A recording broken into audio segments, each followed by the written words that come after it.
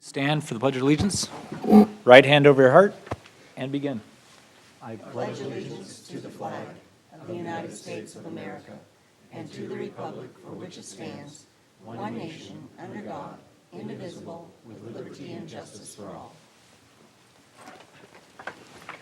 Thank you. This is the time for public comments for the Camarillo Sanitary District Board on items that are not on the agenda. I don't have any cards. Is there anyone who'd like to speak to the board?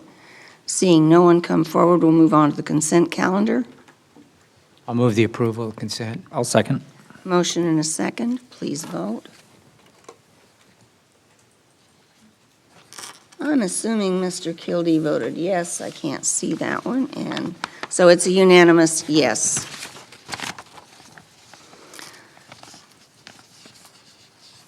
Discussion items. I'll take the silence as nothing. Oral communications. Take the silence as nothing. The meeting's adjourned. And I'm going to call to order the meeting of the Camarillo City Council. Let the record reflect that all council members are present. Do we have any amendments to this agenda? Seeing none, we will start with presentations. And we have a presentation on Project Hope.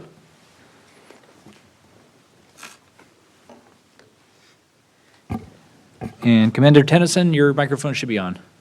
There we go. Thank you. Good evening, Mayor, Vice Mayor, Council, staff, and citizens. I thought tonight would be a good opportunity for you all to meet Deputy Jason Havelka. He took over the Project Hope duties in April and has yet to be formally introduced to you all. I know he's met some of you outside of chambers. So Deputy Havelka will be presenting on Project Hope tonight.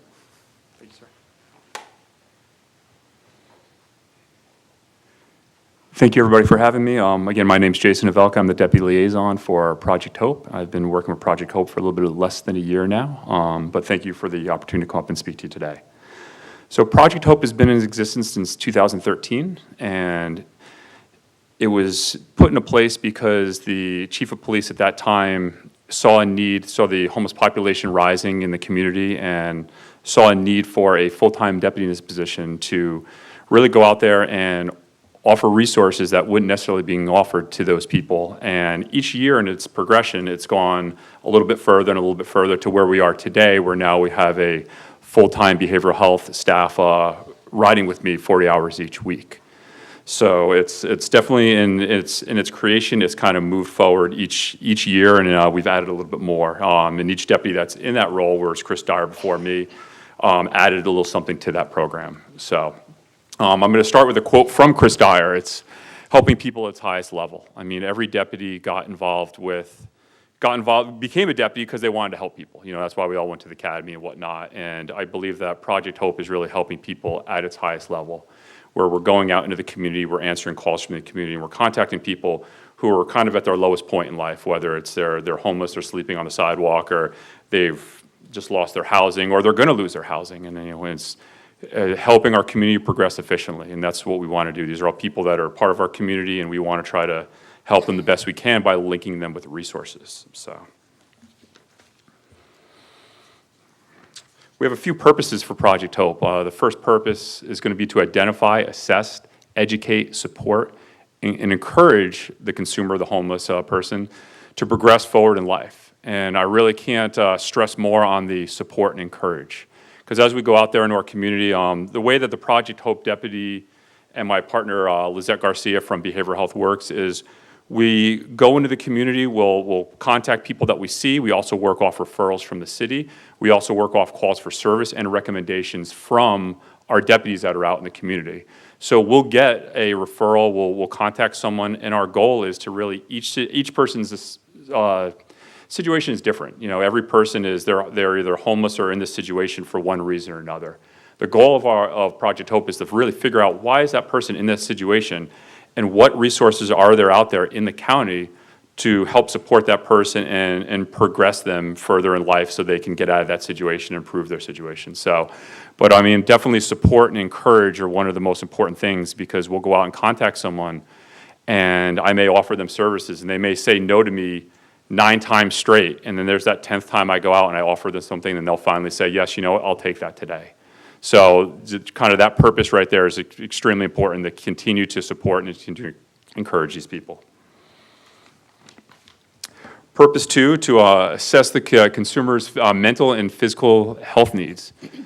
And we're doing this better than we ever have. Now that our partnership with RISE, we're going out with that behavioral health specialist. So a lot of people that are in our community that are suffering from, that are homeless, are also suffering from mental illness. So my partner, Lizette Garcia, comes out with me, and she's able to talk to these people, see what their situation is. Are they currently connected with behavioral health? Are they currently getting help for their mental health services? And if they're not, then we can kind of move forward to try to get them that help. And also it says the next line is determine the need for veteran services. One of the first questions that I ask people is, hey, are you a veteran?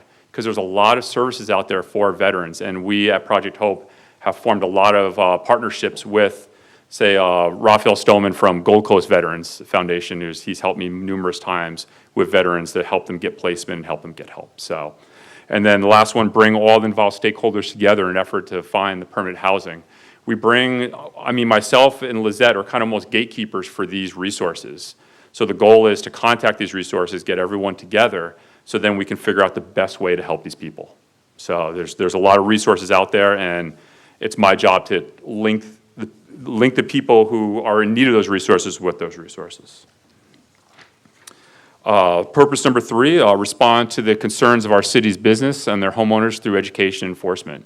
I've gone out with the city multiple times with members from the city and spoke to local business owners about the situation that's going on out there and what the department's currently doing to help with that situation, and let them know the resources that we are offering. And enforcement-wise, when enforcement is needed, that we do go out there and issue citations or go through different enforcement avenues to obviously keep our city streets clean and whatnot. So we're going to start talking about some kind of life-sustaining elements of Project Hope that we go out there. So when we go out there and we contact someone, we want to make sure that they have food. We want to make sure that they have shelter, and just some available resources. And in Camarillo, when we contact someone, we see, hey, are you currently a member of? Do you have your EBT card? Are you a member of CalFresh? And if they're not, we can actually bring that. Well, I've brought people to the station, and we've actually sign them up right there at the station. And if they're not, then we can actually bring them to something called a one-stop and then get them signed up for CalFresh. The second icon there is for Food Share. Right before I came in here tonight, I logged into Food Share because I was curious. There's actually 11 food shares listed in the city of Camarillo, within 5 miles of the center of Camarillo. So, there's every Friday from 1 to 5, there's a food share right off mobile. The goal is if people are hungry and they don't have food, there's a lot of resources out there to get them that food. We can, not only can we kind of tell them about it, but if I'm on duty or patrol's on duty, we can drive them to one of these food banks and get them food if need be. The food share also has situations where they can actually deliver food to people that need it. Also, our local businesses have really helped out Project Hope with, there's a McDonald's symbol out there. Local McDonald's has donated food. Local churches have donated backpacks that have various supplies in them. So when we do contact someone, if they're a little resistant to talk to law enforcement, sometimes when I go up and say, hey, how can I help you? And they don't want to talk to me because maybe I'm from law enforcement. I say, hey, are you hungry? Do you want a meal? Can we sit down and talk? So we're able to kind of contact these people and then offer them something, bring them some sort of gift and say, hey, here's some food, let's sit down and talk about your situation, so I can then learn about their situation. The next thing we're going to talk about is shelters. So we've been partnering with Mercy House, which is a non-for-profit shelter. They have one in Ventura and one in Oxnard. And basically, I can call the shelter up, and I have a certain amount of police beds there. And so if I contact someone in the street and they're in need of shelter and they're willing to go to a shelter, I just have to make sure that they have a TB test or current TB test, and then I can call and see if there's a bed available. And we've done that multiple times in the last few months where we've actually sent people to Mercy House and they've succeeded there. Another shelter you see up there is our Ventura County Rescue Mission. That's down in Oxnard. That's the shelter that actually I can call literally at 2 in the morning and say, hey, I've got someone here that they need someplace to go, and they'll let me bring them down there, and they'll they'll at least put them out on their patio for me. They'll make sure they get a warm meal in the morning. So there's kind of 2 emergency shelter options that are there for myself and other patrol deputies to take advantage of. We're going to move on to transitional living shelters, so something like RAIN or Turning Point or Salvation Army. These are shelters where you have someone where it's not necessarily an emergency, or you have someone that, say, is homeless and working or living out of their car, their motor home, or someone that's going to be homeless, that they need someplace to go. And the RAIN is basically, it's more suited for families. Turning Point Salvation Army has a program where they will pay their first and last month's rent or their deposit, and these people can go and they can go into their shelter and they can assist them with not only saving money, but getting to the proper resources. So those are other options as well. It takes a little longer to get into these transitional living shelters. It takes probably 3 to 6 months depending on availability, but if someone has a roof over their head or they're living in their vehicle or whatnot, and it's not an emergency need right there, it's always good to give these places a call, try to connect them with these resources. Okay, I'm going to talk a little bit about the ARISE program. ARISE stands for Rapid Integrated Support Engagement. So I've talked a little bit before about my partner, Lizette Garcia. In the past, a case manager from behavioral health went with our deputy from Project Hope 20 hours a week. Now it's currently 40 hours a week. And Lizette not only comes with me and contacts people that are homeless, but she has currently a caseload from the city of Camarillo of people who are suffering from mental illness and need assistance. And these are people in our communities. These are people that could live right next door. You know, and so what happens is anyone can put together a RISE referral and send it out, and then we can go out and contact that person. But we do go out, and sometimes we'll have some of Lizette's clients that we'll go see. Sometimes they need a little more assistance that day. Sometimes they need help getting to their doctor's appointment, you know, so we can get there, we can contact them and help them get that help they need. And then move forward to assist in further help is we can talk to basically the behavioral health center and try to link them with rides so they don't miss their appointments. But not only do we deal with people that are homeless, but people that are awful. So they may have a manic episode, they may be suffering from some sort of mental illness, and we'll go out and we'll meet them right there in their community.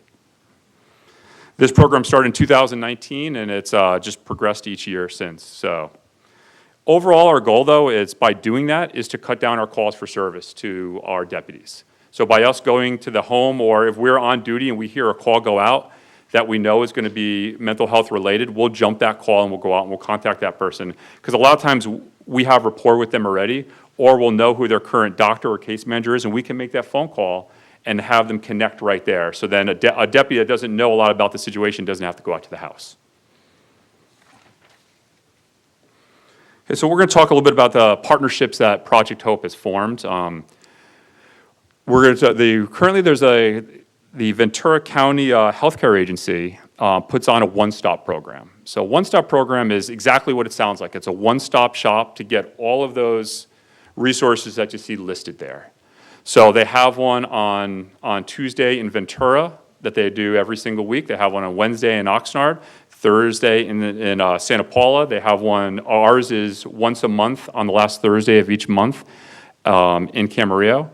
And the goal of this is someplace that I can take someone to get resources. So if I contact someone on the street, they're homeless, they don't have an EBT card, they don't have an ID, they basically have nothing, I could take them to this location and I can get them an application for an ID. I can get them signed up with EBT for the CalFresh. I can get them associated with behavioral health. We can get them on the list for Medi-Cal. You know, there's a lot of things that we can do with these locations. And so like the one in Ventura, the one in Oxnard they have a shower pod. They've got a whole wardrobe of clothing. So if I contact someone that needs clothes, we can take them to those one stops and we can get them set up. So there are many, many times where I'll contact someone on a Tuesday morning and they're like, hey, I just need some help. And then what we'll do is I'll put them in our car, we'll drive them out to Ventura, we'll bring them to the one stop, we'll get them some fresh clothes, we'll get them a shower, we'll make sure, we'll interview them on the way and say, all right, do you need your EBT card? Do you have food? Do you have medical insurance? And we can get all that stuff set up for them right there at that one stop. It does take a little bit of time to do that, but we can bring them there, and then we can bring them back to wherever they came from, so we're not just leaving them in Ventura. So, and we do that, I would say, multiple times a week for the Ventura address and then for the Oxnard address. And we do have this, like I said, we have it once a month in Camarillo, so when we do have it once a month, we'll basically take people to that one stop so they can get the services they need.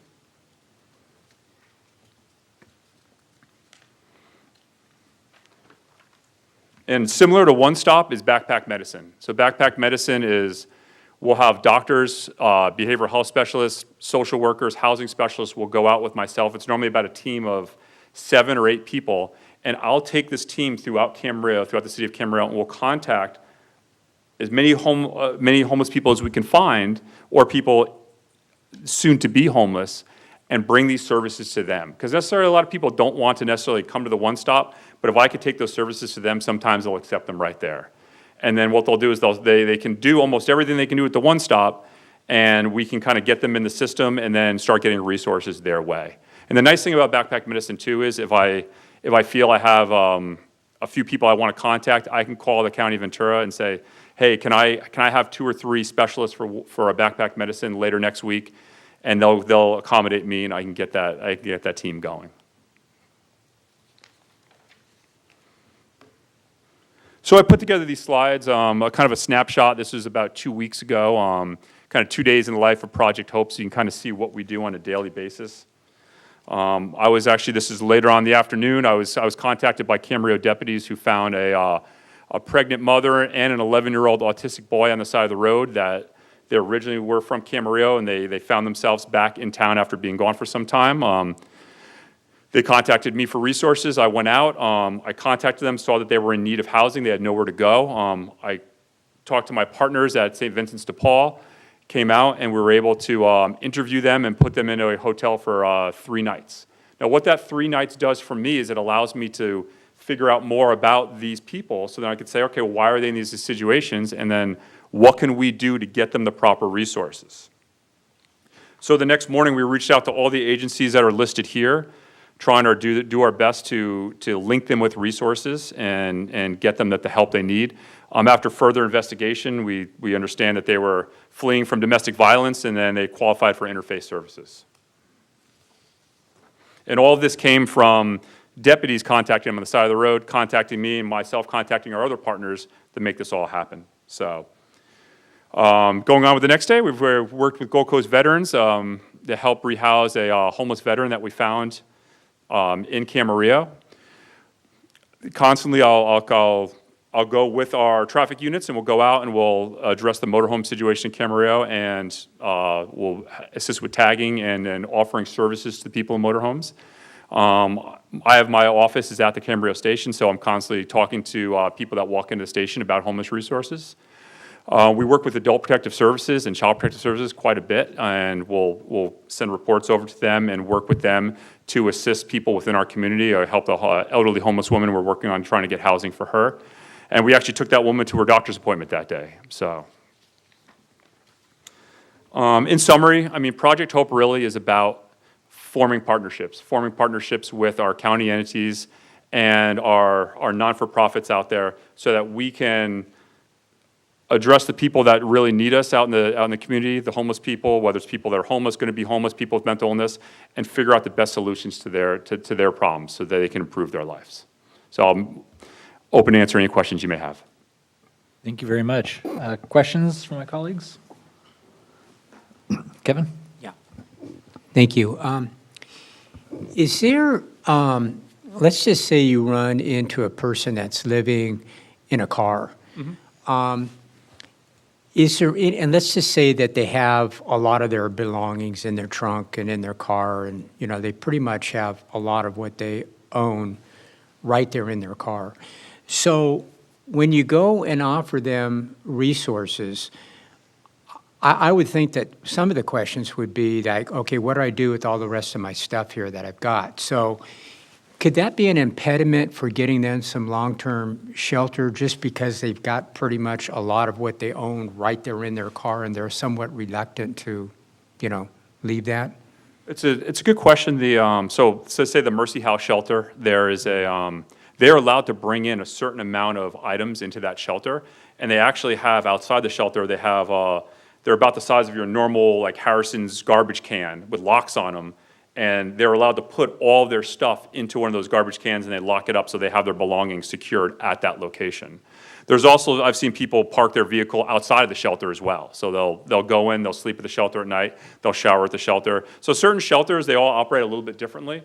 But it gives, people can go, they can park there, they can live in the shelter, and then they can go to work during the day. So if their items are in their vehicle, they have the option of putting it into storage at that shelter, or they could keep it in their vehicle, keep their vehicle locked outside the shelter and kind of go from there.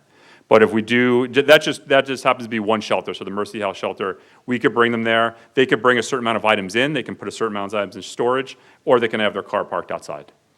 And I just have one follow, Sure. if I may, just because you're here. Of course. So let's say you have a family that you're dealing with, and I believe you said that it's somewhat the waiting list, let's just take rain, for instance, it could be up to 3 months before they have an opportunity for them to use that resource. Is there a way that could be sped up? Is it a capacity issue? Is it more of like a vetting kind of issue with that? Or what specifically it is to try to find, some opportunities for situations that you come in from time to time in your capacity? So specifically with rain, it's a matter of when they have availability. So I know that the waiting list for rain is anywhere between 3 and 6 months. It doesn't mean that someone can't get in sooner if something opens, but they have somewhat of a long list to get in. There's people, and they actually have their future clients call each week to let them know that they're still interested. So the rain has those people continue to call in and say, hey, I just want to make sure I'm still on the list, I'm still interested, whatnot. So they have to continue to call in, and they have to, there are chances where you can get people in earlier, just a matter of there's availability, and that comes down to availability at that specific transitional living shelter. So, and then if there's a certain situation where we're looking for a shelter for someone, we can call multiple options and see what's available. So, and I'm just using that as an example, but let's just say that you have a situation, are there other resources out there that can be a bridge to where, let's say that, they want to go one place, but there's not the capacity?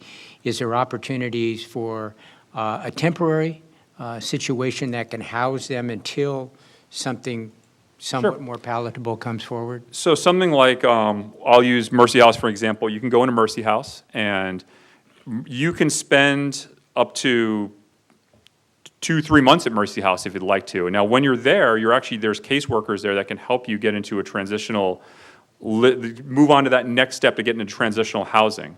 Or if you take like a Project Room Key, for example, that we've probably heard about in Ventura County, you go into Project Room Key and then you work with a caseworker who's then going to try to get you to that next step. So they're going to work with you to try to say, okay, well, you can't be in Project Room Key forever. This program's not going to last forever, but we will try to get you into to the next step into some sort of transitional housing.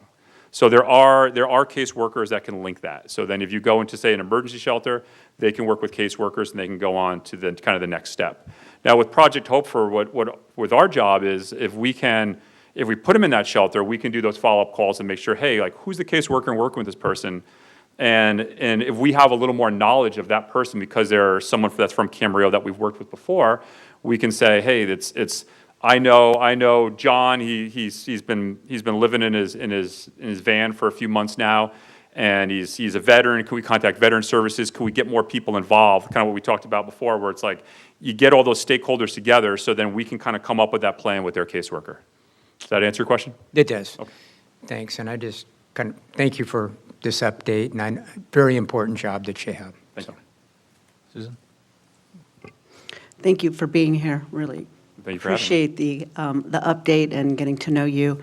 Do you think that you mentioned having to utilize the one stop in other cities. Do you think having it once a month in Camarillo is not enough? I think it would be a benefit if we had it more than once a month and if it was a location that was closer to our homeless population that more people could attend. Basically we have it that last Thursday of each month. So Thursday mornings I will drive up to people and I'll put them in my car and I'll drive them to one stop. I drop them off, go around, pick up the next person, and I'll be making phone calls and saying, hey, it's one stop day. let's go up there, let's get our services. And then every time that someone goes to a one-stop, it gets logged in the computer in the homeless system. So they kind of get credit for coming to a one-stop, and it shows that they're looking to get resources. So then when it comes down to housing opening up and stuff like that, they can look and see, well, they've been to 4 one-stops and they've talked to a housing specialist multiple times, and so that they can see that they're really working to improve their situation. So, but to answer your question, yes, it would benefit. That's interesting. I had no idea they were keeping track of. That they keep track of every time they go to one stop, so. Interesting, thank you. And then can you just give us a little bit of your take on, I think a lot more homeless people are living in their cars or their RVs. And can you, since you have the most contact with them, are those people planning to stay that way until things get better, or what? I know each of them probably have a unique situation, but can you sort of sum up what you're seeing out there with that Everyone situation? has sure, everyone has a unique situation. Some people are playing on, it's a stepping stone to go someplace else. Other people are kind of down on their luck. Like I just spoke to someone this morning that's like, he's working and he has nowhere to stay, and he just bought this motorhome for $500, and now he's trying to get to the next step. So, and the example for this morning is I talked to that person, I said, well, here, this is kind of what we showed you here. These are some of the next steps. So let's get you involved with a caseworker to try to get you there. And I would ask him, like, do you want to stay in this RV, or do you want to try to get into some sort of more permanent housing? And I would say 8 out of 10 times, I want to get into more permanent housing. But in order to do that, they have to get on a housing list, and there's not housing available all the time. People are sometimes on the list for many years. But the goal is to at least get them to get started on that list, and then offer them other resources. A lot of times when people are living in RVs, that's their space. So they don't want to necessarily go share a shelter bed with someone else. They want to stay in their RV. But what's important is that they abide by the rules of the community. So, it varies from person to person. Some people are living in their RV and they're working right down the street from where their RV is parked. So it's just every situation is different. But the goal is to try to kind of talk to that person, figure out what is their situation, and how can we address that situation. Everyone's unique, so. Thank you. Any additional questions? Yeah, Tony? Thanks, Jason, for being here tonight, and thanks for doing the presentation, and sincerely appreciate all of your work. I've got just kind of 3 questions. On average, what would you say would be the percentage of time that an individual refuses services? I would say they refuse all service about 50% of the time. So we'll contact someone, and I've contacted multiple people, they just, every time I contact them, they're like, no, I'm fine, I don't want services. So I'd say about half the time they refuse service. Sometimes they'll say yes, they're interested, but they won't follow up. So then it leads to me kind of tracking them down, and that's in the first part of my presentation, we talked about that, encourage and support. I need to encourage them, like, hey, there's something better out there than what you're experiencing right now, and this is the road to that. So there's a man that I talked to, I probably offer him a shower and some fresh clothes 2-3 times a week, and he turns me down every time, says he's fine. But we're going to keep offering it to him, because one of these days he's going to say yes. Right. No, I was struck by, I think you indicated earlier, you can ask someone 9 times out of 10, but it's on that 10th occasion or even on that 17th occasion where someone says, okay, I will go ahead and go to one stop or work with a caseworker. One thing else that we're doing too that's a little bit different is we'll sometimes contact people in jail. If they get arrested for various charges and they go into jail, and then once they're there for a day, if they're going to do a few days, we'll go and contact them in jail and say, hey, listen, my name's Jason. I'm the homeless liaison deputy for Camarillo, and I understand that you're homeless in Camarillo, and listen, here's some services that we can offer you if you're interested. And sometimes when they're in jail and they got a lot of time to think about things, and they're sober and there's no substance abuse there, sometimes they'll accept right there, and we can start lining up services from that point. Okay. So the city council made a decision 1.5 years, 2 years ago, to go from the 20-hour per week, and formerly RISE was on a grant status, but now the city is spending monies to have a behavioral health specialist 40 hours per week paired with you, correct? Correct. This may be a rather obvious question, but how have you seen that materially change the efficiency or the efficacy of the program by having a behavioral health specialist available full-time rather than part-time? Well, I think that the program changes because now that I have that behavioral health specialist with me, and we're now getting referrals from patrol. I would say I get a referral from patrol almost daily. So, hey, we were on this call for service. This person's in need of mental health services. Can you go see them? And so we'll get together in the morning and we're looking. We're like, all right, how are we going to plan out our day today? And our day really is very much split between homeless services and members of the community that need our help. You know, that are suffering from a mental health crisis, or they need someone to talk to. I mean, I think without having a behavioral health specialist there 40 hours a week, we wouldn't be able to do that. You know, our time would be more limited. So, I mean, every day that we have the opportunity to go out into the community, the people that aren't homeless, that are in their homes, and talk to them and see how we can help them. And I think that having that behavioral health specialist that extra time really allows us to do that. So as a matter, it'd be fair to say that it allows you to respond more quickly and be more nimble. It's not just the number of people who may be served. Am I? Yeah, it allows us to also, I mean, now patrol's not going to that call. Now we're going to that call, you know, or it's not even a call anymore because we've now contacted that person and we go, I mean, our behavioral health specialist is very adamant about going to see her clientele in Camarillo. So we go to those clients, and hopefully by talking by setting them up with resources and going to see the clients and making sure they make it to their doctor's appointments, they're hopefully not having a incident where a patrol has to come out. So it relieves our police duties to deal with other things. My final question is this. My understanding, based on what you've articulated, is that and I think you're confirming to us that you and the behavioral health specialist are serving sheltered individuals, not just unsheltered individuals. Mm-hmm. In other words, individuals who already have shelter but have certain mental health issues that need to be addressed. Yes. What would you say a rough percentage is of folks who you are serving on the sheltered side for mental health calls versus the unsheltered? Is there a? I would say it varies day to day. I would say about 60% unsheltered when I say unsheltered, also individuals that live in vehicles or RVs. 60% unsheltered? Yes, to 40% sheltered. Okay. So, and I mean, some days we go to more calls that are people that are sheltered, or more referrals from patrol or referrals from RISE than we do homeless services. It changes day to day. Right. Okay. Thank you very much. Thanks for your good work. Any additional questions? I have probably one or two of my own. Thank you for being here today. Thank you, sir. The behavioral health specialist, it's always good that these people have a constant, that they're able to build relationships. Lizette Garcia, she's 40 hours, she's always by your side? Yes. Okay, so you guys jointly are able to build those relationships. Yeah, with there are times where I may deal with a homeless issue at that time, or she may go see a client. But yes, she's with me 40 hours a week.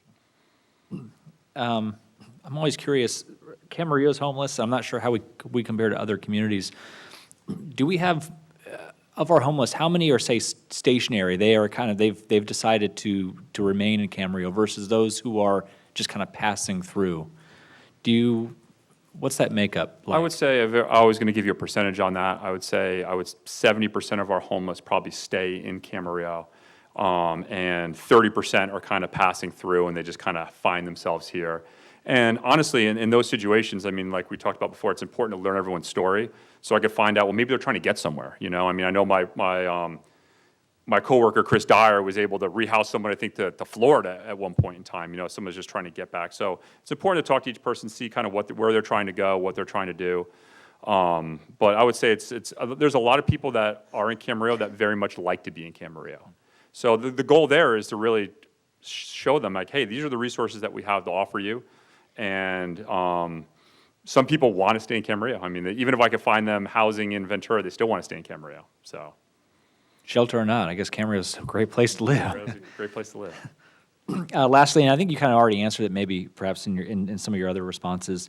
What is the biggest impediment to your job? What holds you back the most in being able to achieve your objectives? And in the inverse, what do you find to be your greatest asset? What is the thing that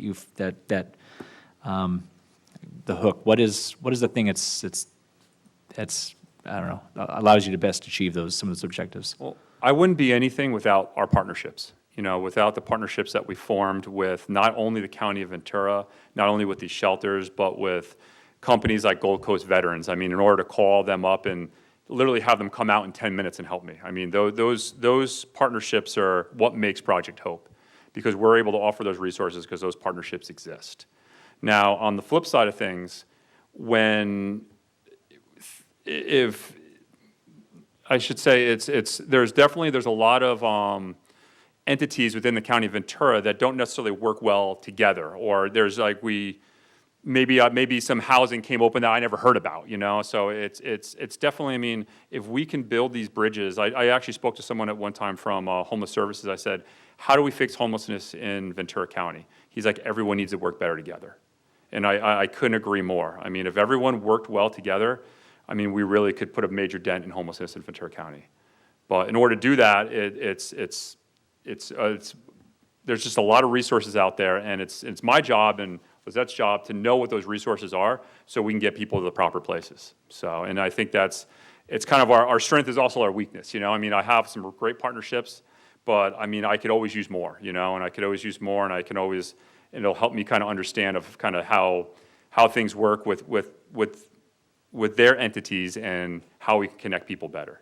Communication, cooperation, the kind of the course. free flow of information between all these different entities and resources. Yeah, if there was a better flow of communication between all the different county entities, I think that we would do a better job. All right. I just had a comment. Yeah, Mrs. Kramer. I just wanted to thank you for an excellent presentation. It was really informative. Thank you, Council Member. All right, with that, on behalf of all of us, yeah, thank you very much. Thank you for having me tonight. Thank you. All right, that will take us to consent calendar. Move the approval. I'll second the motion. All right, I have a motion and a second. Please vote. And that passes unanimously. Takes us down to our two public hearings for this evening. Item M, public hearing and adoption of ordinance adopting the 2022 revised building codes by reference.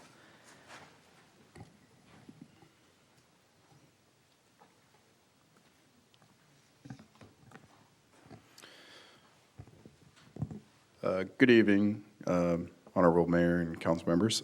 Tonight before you is the public hearing for the building code adoption. It was introduced on September 14th in the city council meeting.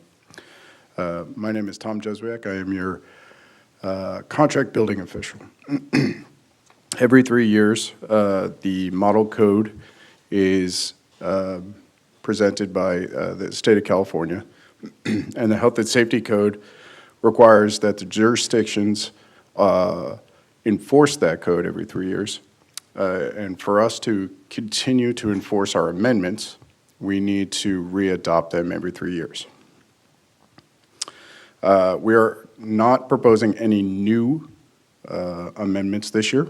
We are just continuing the existing amendments, which include pool fencing, water conservation, pool design, some administrative cleanup, adopting the International Property Maintenance Code, and post-disaster safety assessment placard cards. The most important change that we have coming to the base code, which is not part of amendments, is the adoption of not the adoption, is the requirement for all electric housing, all electric ready housing, which requires that the infrastructure be installed to your water heater, your furnace, all your gas appliances, as we commonly use, your stove, and dryer. However, it doesn't require you to install non-gas appliances. You could still install gas appliances, it just has to be electric ready. All right? So tonight, the recommendation we have is a request, a reading of the title of the ordinance and waive further reading and adopt an ordinance certain codes by reference. I'm available for any questions. Thank you very much. Any questions? Yes, Mr. Kilty? Thank you. I just want to make sure that I heard right. Now, this would be the new construction with the non-gas, I'll call them hookups for a lack of a better term. So in new construction, they're going to have to build out that infrastructure as far as the electrical component of that within the realm of the time that they're constructing the new unit. Is that correct? Am I understanding that? That is correct. So all of the wiring, the subpanels, the breaker, all of that will be installed as part of the new construction. It does not necessarily have to be utilized. So will they still install the gas component as well with that, or would that have to be something that the homeowner will have to put in separately? It could be installed. It's up to the developer or the homeowner on whether they would prefer it to install or not to install the gas line. So that's somewhat optional then, as far as the gas would go? Correct. Okay. That's something that would have to be negotiated between the developer and the buyer then? Is that right? Yeah. Or words to that effect or something like that? Exactly. Nothing's limiting a developer or a homeowner to install the gas line. It's the requirement is just to install the infrastructure for the future if they would like to convert all those appliances to all electric. Okay. Thank you. You're welcome. I want to tag on to that because there's a lot of confusion out there. Some people think this is going to require conversion of existing homes. Not Say at- that louder, please. No, it is not. There is a push to eliminate natural gas. It's not in the current code. There are Assembly bills and Senate bills that are looking into the adoption or ways to enforce and better improve the efficiency and the cost of all electric appliances for future push. But not now. Not currently. Okay, thank you. You're welcome. Additional questions? I had one. Where is the line drawn in terms of where this is applicable? If there are developments that were, say, entitled 8, 10 longer ago, are they held to the building codes and standards that were established at the time of entitlement? Or if they haven't built yet, but let's say they start building next year, do they have to adhere to these? So if the application is into the building department prior to January 1st, then the current code, the 2019 California Building Code, applies.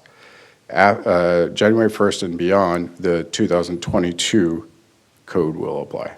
So that's when these would take effect. The building permit? The application. Oh, the application. The Okay, so to answer my question, everything that's been entitled up to this point, projects that have been approved for years and years and years, they will not, this will not be applicable to them? As long as they're in at least plan check now. Okay. That's right.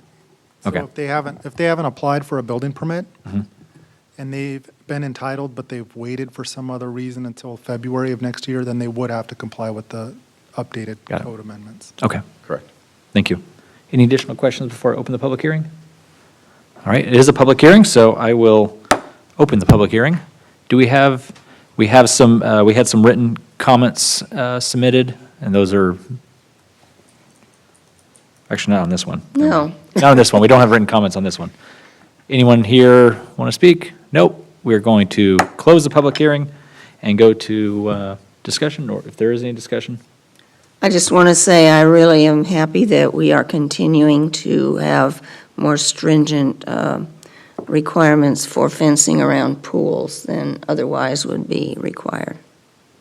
I think that's really important to protect the public, especially children, from being able to get into pools that are around. All right, with that, otherwise I will request a reading of the title of the ordinance. Okay. This is ordinance number 2000. An ordinance of the city. Are you You want on? to turn your microphone on? It is on. The green light's on. You might have to really lean into it. Maybe you voted. I think you're on. Testing. There you go. All right, you really I want to thought he had a vote on that other one. So you really want to hear all this? Okay. It's ordinance number 2000, an ordinance of the City Council of the City of Camarillo, California, amending Chapter 6.04 of the Camarillo Municipal Code and adopting by reference the following model codes into the Camarillo Municipal Code. 1, California Building Code, Volumes 1 and 2, 2022 edition, with appendices C, I, and J. 2, California Electrical Code, 2022 edition. 3, California Plumbing Code, 2022 edition, with Appendix H. 4, California Mechanical Code, 2022 edition. 5, International Property Maintenance Code, 2021 edition. 6, California Administrative Code, 2022 edition. 7, California Energy Code, 2022 edition. 8, California Reference Standards, 2022 edition. 9, California Existing Building Code, 2022 edition. 10, California Residential Code, 2022 edition, with Appendix H. 11, California Building Standards Code, 2022 edition, and making amendments based on local, climatic, topographic, and geographical conditions. Move to waive further reading and adopt the revised building codes. Second. I will just add that this is usually my favorite reading of the title. All right. With that, I have a motion and a second. Please vote. And that passes unanimously. Takes us down to item N, our other public hearing, revised 2021 to 2029 housing element update. And for this, I believe we have Rincon Consultants here, Joe Power and Greg Martin. Come on down.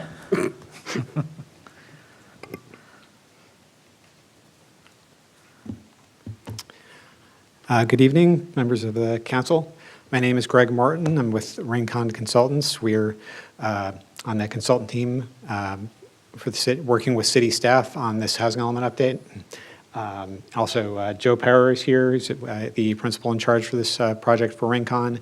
Veronica Tam, housing element specialist, who's also been on the team.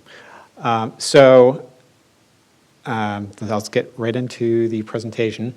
The purpose of a housing element is that state law requires that housing elements be updated every 8 years, and the housing element must do the following things: identify sites to accommodate a variety of housing types for all income levels and the needs of special population groups, analyze constraints to housing maintenance, improvement, and development, address conservation and improvement of the condition of existing affordable housing stock, and outline policies that promote housing opportunities for all persons. So this is a basic timeline of this housing element update. And some background. In 2014, the city's housing element was last updated, before this update, that is. And from 2020 through April 2021, we had various public outreach as part of the housing element update, including 2 public workshops, 2 city council meetings, a joint planning commission / city council meeting, and an online community survey. And all those meetings were noticed to the public, and I believe all of them included opportunities for public comment. On May 4th, 2021, the Planning Commission had a public hearing on the draft housing element update, which was developed based on our own analysis, but also public input and input at those various workshops and hearings. And then on May 26, 2021, there was a city council public hearing on the draft housing element update, and a preliminary submittal of that draft to HCD was submitted to HCD for comment, their comment shortly thereafter. Then in July 27th, 2021, after that draft was submitted, we received a preliminary comment letter from HCD with their comments and asking for revisions. On August 31st, 2021, the Planning Commission held a public hearing on housing element adoption. And then in late September, the City Council, so September 29th, the City Council adopted the housing element update.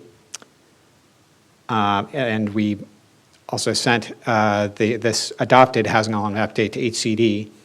And on January 7th of this year, 2022, HCD sent a comment letter on the adopted housing element asking, making further comments and asking for further revisions.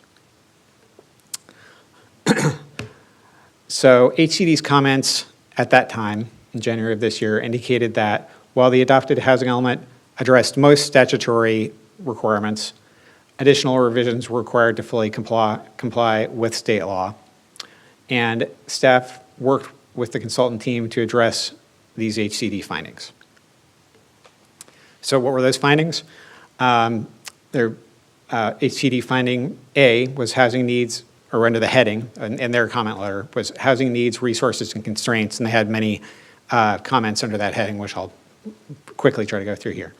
Under the heading of local data and knowledge, HCD asked the city to add more local data and knowledge to the housing element, especially regarding patterns and trends over time and information unique to the city.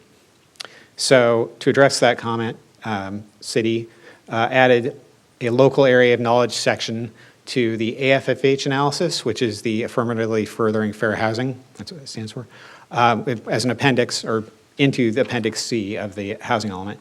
And this included analysis of the economic and ethnic population geography in the city and analysis of the housing element sites inventory based on income level. And then HCD commented on the sites inventory saying, or asking the city to make the sites inventory analysis reflect housing development at all income levels and evaluate the sites relative to socioeconomic patterns. So again, we revised Appendix C to explain that there are no low resource areas in the city. So naturally, lower income sites are not isolated in such areas. That's part of the reason HCD asked for that. They want to try to avoid that. We also explained how the sites inventory facilitates housing development in all income ranges and all resource areas to improve fair housing conditions, and explained that most of the higher capacity, lower income sites in the sites inventory are in areas where less than 50% of the population is low to moderate income, so these sites are not overly concentrated in lower resource or lower income areas, which again is a concern, a potential concern for HCD. Under their heading of goals and actions in the housing element, HCD asked for goals and actions in the housing element programs to include specific actions, metrics, and milestones. And they said that the housing element goals should be better connected to housing element programs. So in response to that, we added separately listed program actions and timeframes to all housing element programs. And then in program 4, which is again addressing AFFH, we added more information on metrics and milestones to a matrix within Program 4, which provides a lot of detail on many actions that can be will be carried out to affirmatively further fair housing. We also provided more information and analysis of fees, grant funding, housing financing, timelines for maintaining and increasing the city's affordable housing supply, coordination with nonprofits, and financial planning to increase housing mobility, so resources for affirmatively furthering fair housing. Then HCD commented on realistic capacity for housing, affordable housing development, and asked the city to provide more analysis of the likelihood of housing, especially lower income housing, in commercial and mixed use zones, which we did identify in the sites inventory. In response, we added more discussion of historic patterns of residential mixed-use development in mixed-use zones and the likelihood of additional residential development in those areas, citing many recent examples of affordable and market-rate mixed-use development. And we explained that in the last year, 100% of developments in mixed-use zones contained residential projects, and that the element's estimate of future development capacity on non-vacant sites are based on actual densities of recently approved projects. Regarding suitability of non-vacant sites, HCD asked the city to evaluate the likelihood of existing uses on non-vacant sites being replaced.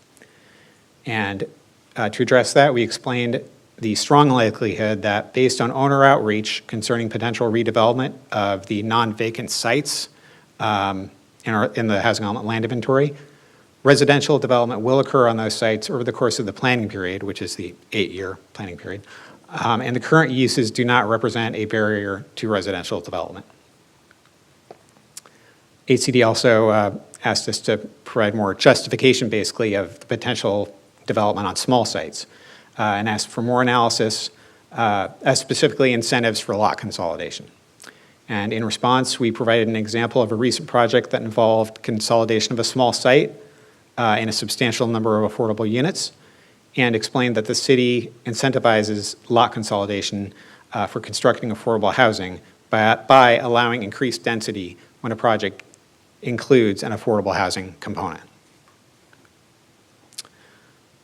Furthermore, we provided additional examples of recent small site mixed-use residential development with affordable units, and pointed out that because these recent projects are in the same area and have the same zoning as the small sites listed in the land inventory, these land inventory sites have the same development potential, it's reasonable to assume, and feasibility to include low and moderate income units. We included examples of property owner interest in residential redevelopment of non-vacant sites with multiple lots. Okay, moving on to the topic of land use controls. The HCD said that the housing element did not provide sufficient of analysis of nor sufficiently specific program actions to remove or mitigate constraints related to land use controls. And we had already analyzed this, but we added more analysis and acknowledged the potential impact of land use controls on housing development. Discussed how building coverage requirements can make housing development less financially feasible, and how parking requirements do add costs to housing development. And committed to reviewing and, if necessary, revising the city's municipal code requirements related to design flexibility to ensure that design standards do not impede the development of affordable housing. And committed to using modifications and providing additional flexibility in development standards to incentivize lower income housing development. Okay, and HCD also commented on fees and exactions. And they said the housing element described the fees, but did not analyze the potential to constrain housing supply and affordability. Specifically, they said, as an example of what they wanted us to do, they said the analysis could identify the total amount of fees and their proportion to total development costs for both single and multifamily housing. So we analyzed the impact of fees as potential constraints on housing supply and affordability by comparing the total amount of fees to the total development costs for housing. And we had provided information on fees, but we added a little bit more to basically take their suggestion to further compare to the total development costs. They also commented on local processing and permitting procedures and those as potential constraints to affordable housing development. And they asked us to further describe and analyze the city's approval procedures and decision-making criteria, including approval certainty, as potential constraints in housing supply and affordability, especially because many of the sites in the land inventory to accommodate lower income need are subject to discretionary approval, potentially. And in response, city committed to reviewing and, if necessary, revising the municipal code.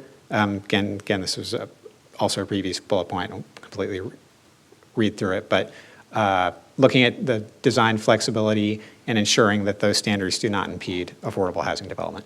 And provided examples of recent waivers to development standards and explained that the city's history of approving projects with modified development standards demonstrates a commitment to this approach to develop affordable housing in the city, showing that these discretionary processes are not a constraint to affordable housing development. They asked about or made comments on constraints on housing for persons with disabilities, commenting that and asking us to provide more analysis of constraints on that kind of housing, and asking us to add or modify programs as appropriate to address their comment. So in response, we revised the housing element to add actions to Program 16 to review and amend, where required, the city's zoning ordinance to ensure consistency with state law relating to residential care facilities, which was a particular point in their comment letter, including those for 7 or more residents, to make sure that cities will be in compliance with state law. And they asked for more information on requests for lower density, permit times, and efforts to address non-governmental constraints. So they asked us to analyze local efforts to address non-governmental constraints that may hinder the city's ability to accommodate the RHNA, or Regional Housing Need Allocation, by income category.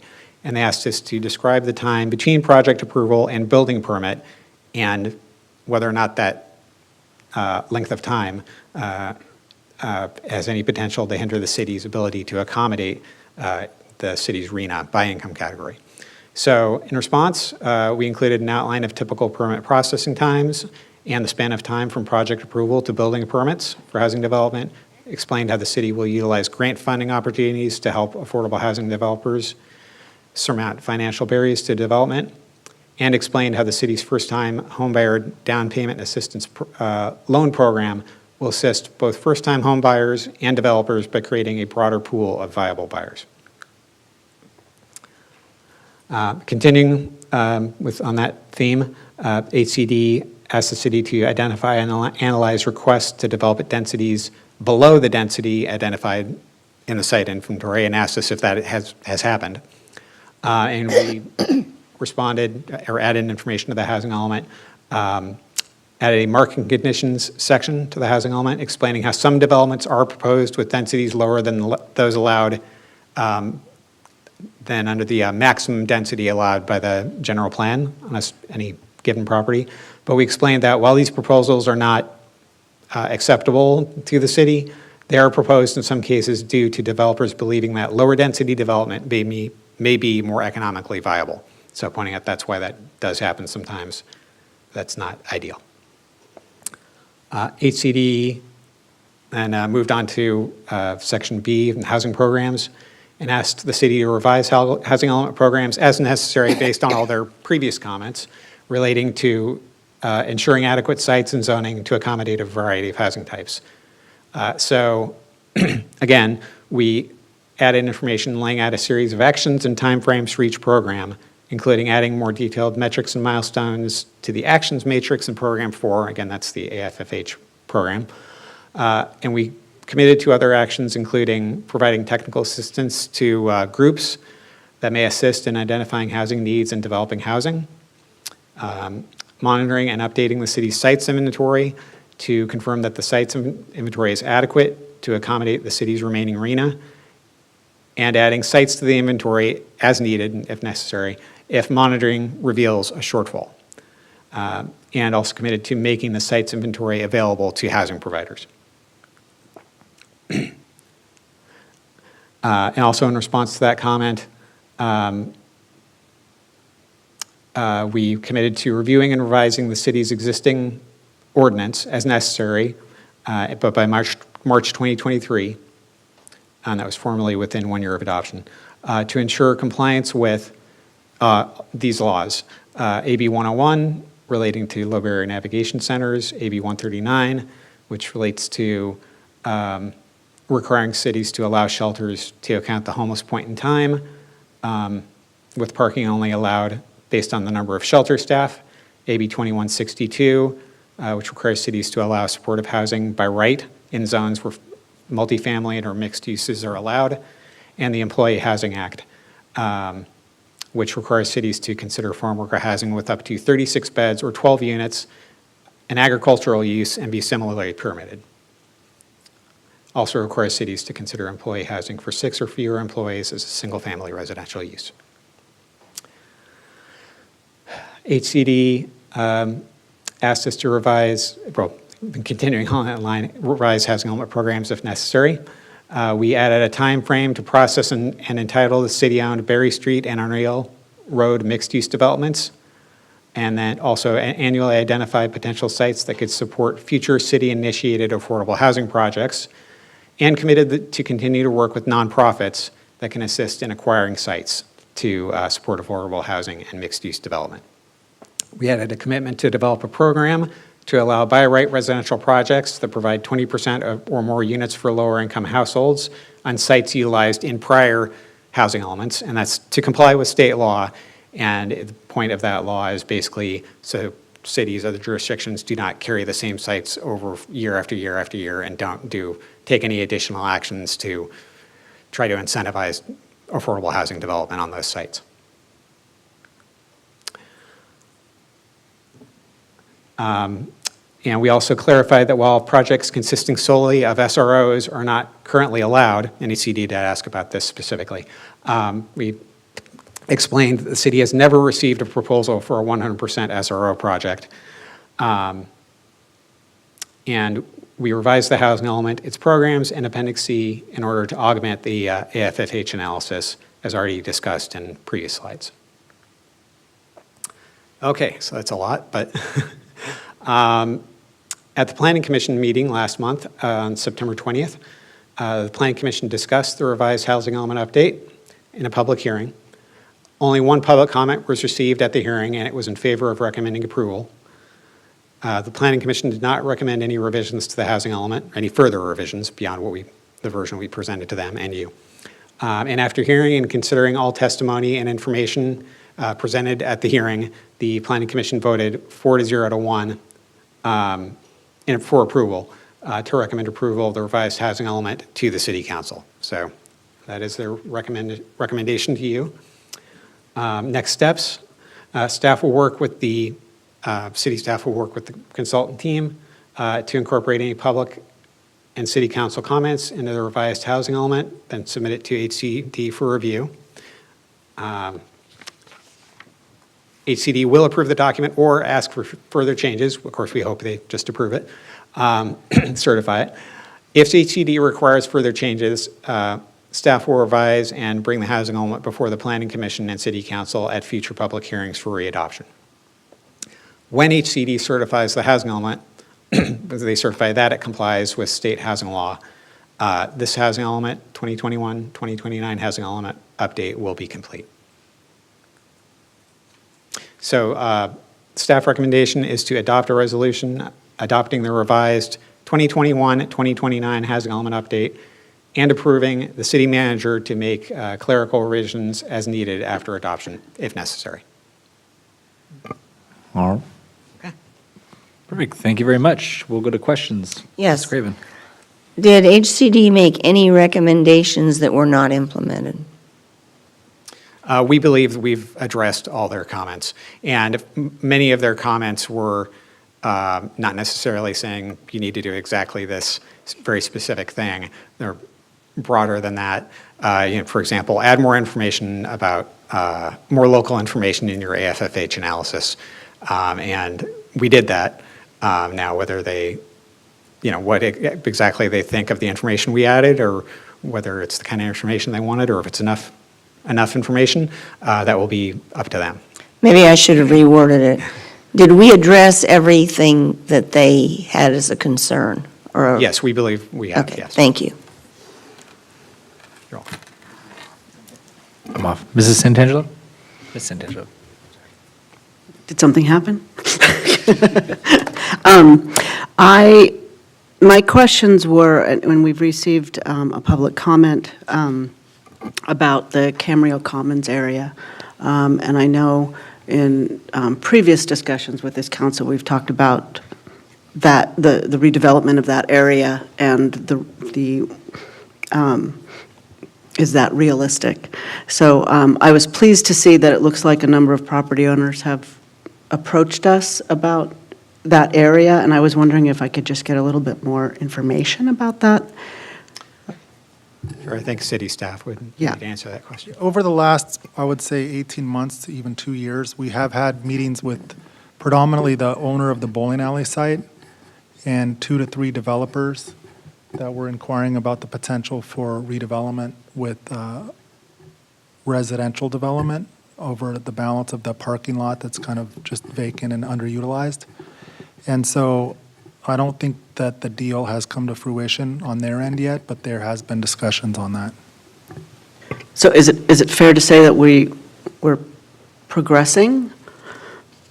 I think that as the impetus for land becomes more scarce in Camarillo as our greenfields develop, there will be, more interest in developing infill, underutilized existing developed sites like Camarillo Commons. Okay. That's all I had. I remember commenting that I was worried about, the reality of the development of that, and, that's a significant amount of units. So that's my question and comment. Mr. Gilly? So can you talk just a little bit more about the timeline, where we are, the next steps that we have to do before we're completely ready for this? Well, our next step is to, if this draft is adopted by City Council, we can submit it to HCD for review. And they have a set period of time to get back to us. I might defer that a little bit to Veronica Tam to talk about the timelines, because she's maybe got a little better memory on the exact timeline than me, but also has been working with other jurisdictions, and she can address also how long it's been taking HCD in actuality. So. If the housing element is adopted tonight, we can submit the housing element as soon as we can, with probably incorporating comments that we received tonight. Once it's submitted to HCD, HCD has another 60 days to look at it. So by the end of the 60 days, we hopefully at that time will receive a letter of final certification of the adopted housing element. They're in a better position after this week, that they're in a better position to provide technical assistance. Right now, they're very inundated right now. So our hope would be, if we submit the adopted housing element to them maybe next week, 30 days after that submittal, they will come back to us with, is it okay? Any minor changes that they want us to do, we can quickly fix that before they have to write the letter at the end of the 60 days. The goal is to get a letter of certification on your adopted housing element at the end of 60 days, provided if we submit it next week, we'll get certification by mid or by the end of December this year. So if I may just follow up quickly, so in your opinion, we are on track with the timeline? Right. I just took a tally before this meeting. Out of the 197 jurisdictions in the SCAG region as of this week, there are only 57 jurisdictions that are certified housing elements right now. I do believe there are a few more that happened in the last 2 days that are not reflected online. So even with that, it's not yet 1/3. So you're well on your way. So there are about I think there are still quite a few jurisdictions that have not submitted even an initial draft housing element, and those, they just received a letter of violation from the state, I think 2 days ago. And so those handful of jurisdictions are the priority of the state. You are, you're right around with middle of the pact, and you're not the 57, but you're certainly not the last 2/3 either. So we're on track to get it done by the end of the year. So I think you're still going to be probably around the 50% of the jurisdictions. Okay, thank you. Any comments? After. Okay. I have one question. Well, maybe you can answer. So as far as we're concerned, as far as you're concerned, this revised update should comply with all the concerns and issues that HCD wants addressed and revised. Yeah. In the event they come back and they say, no, it's not comply, it doesn't comply, and here's another list of 10, in-depth items, what are the repercussions of that? What in the event this gets pushed into next year, what are the repercussions? Well, there wouldn't be immediate repercussions, and it's partly, and maybe Veronica can address this a little more, but it's partly because we're not relying on rezoning properties to meet the city's RENA. But, there are quite often, HCD will come back with either more requests or even just more questions. So it wouldn't necessarily be saying, no, you just didn't comply at all with our requests. It might be questions about it or saying we want to talk about it more. But there would be no immediate repercussions to that, and I'll let Veronica address that a little more. Sure.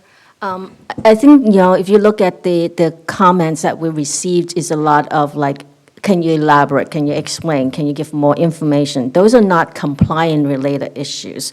The only compliant-related issues is really, do you have enough sites? What we believe that we have proven to them is that we do have enough sites. Again, the goal is that we'll do everything we can to, once we submitted the adopted housing element to the state, we want to do everything we can to coordinate with them to actually get early comments on the resubmittal. And if there's any additional concerns, we want to be able to address it within the 60-day review so that by the end of the 60-day review, we'll achieve certification.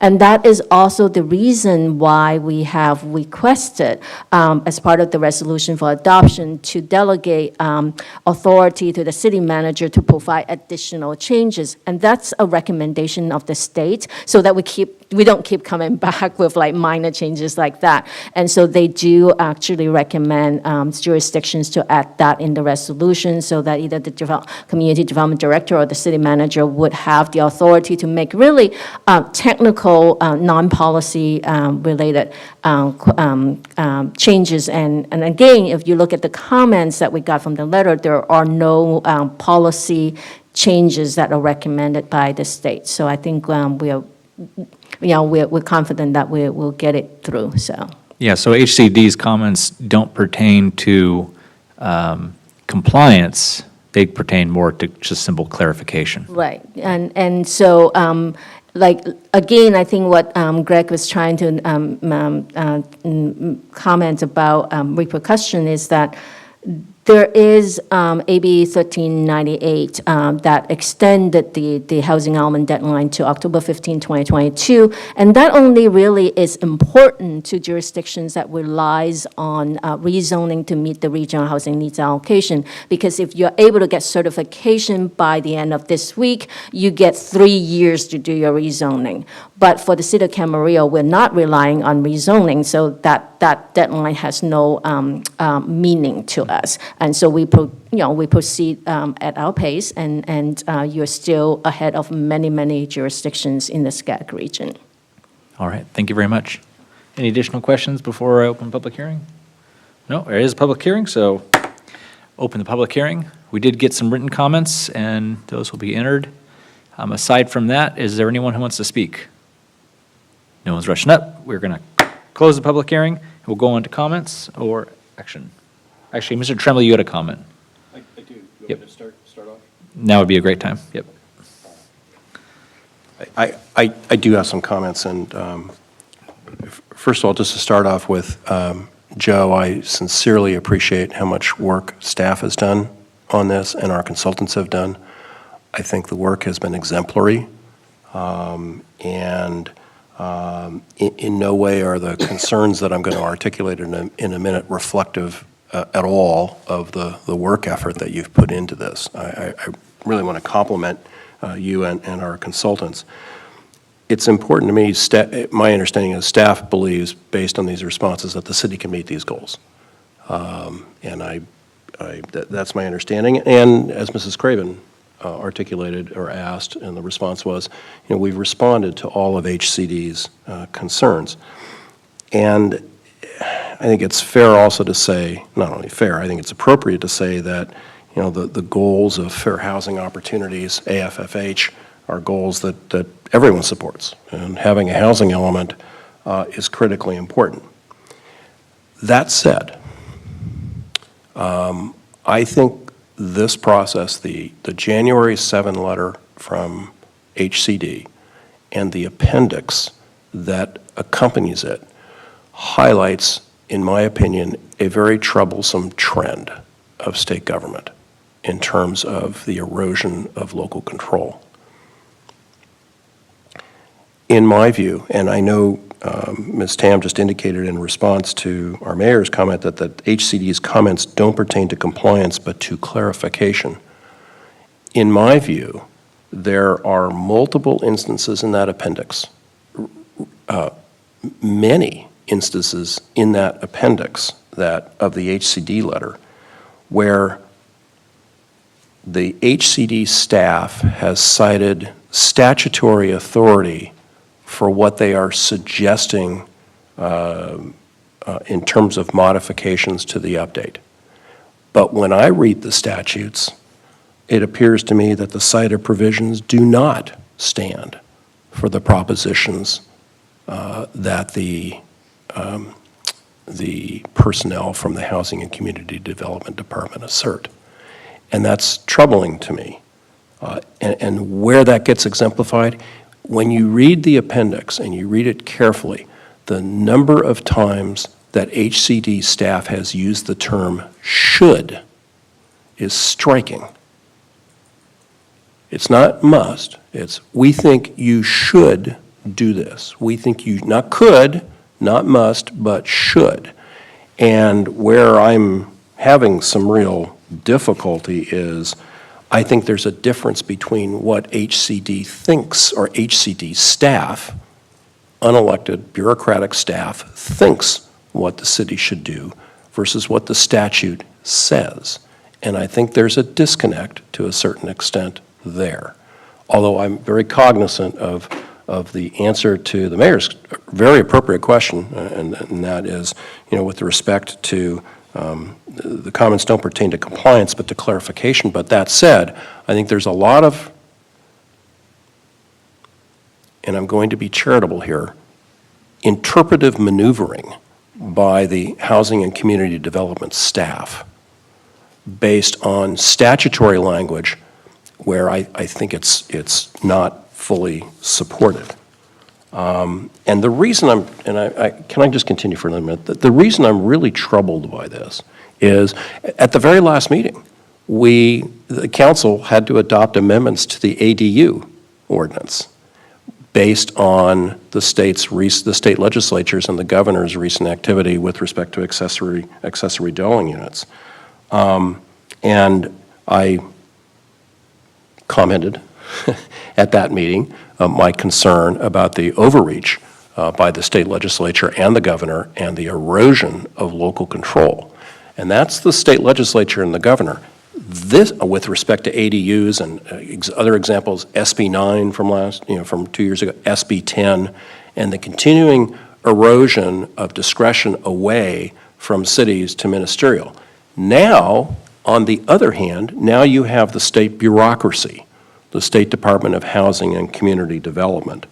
And I think it also is engaging in this continuing erosion of local control.